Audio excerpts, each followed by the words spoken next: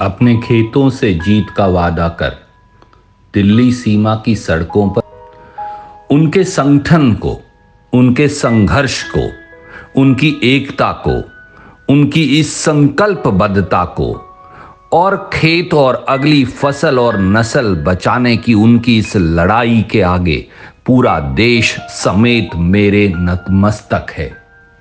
पर जालिम हुकूमत, तानाशाह चेहरा और हाकिमे वक्त ये जान ले कि इसी सड़क पर ये किसान अपनी किस्मत और अपनी जीत की इबारत लिखेगा।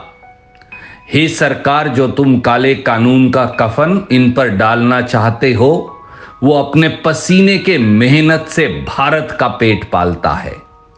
तुम जान लो कि जिसकी खुशबू से मिट्टी भी खिल जाती है, वो इस कानून को मिट्टी में मिलाकर इन काले कानूनों को सदा सदा के लिए खत्म कर अपने आने वाली नस्ल को बेहतरीन फसल की सौगात देगा।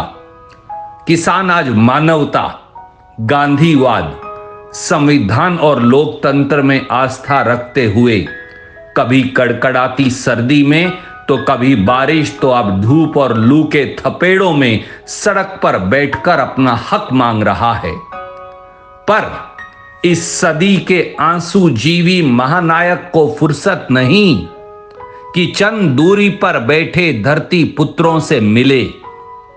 अपने घर, खेत, खलिहान, अपनी दहलीज छोड़ आज किसान अपनी मिट्टी के हक के लिए सड़कों पर बैठा है। ऐसा पिछले 73 साल में कभी नहीं हुआ। पर देश को जानना ये बहुत जरूरी है कि इन्हीं किसानों की वजह से देश आबाद है और रिकॉर्ड तोड़ अनाज पैदा हो रहा है और हिंदुस्तान जिंदाबाद है।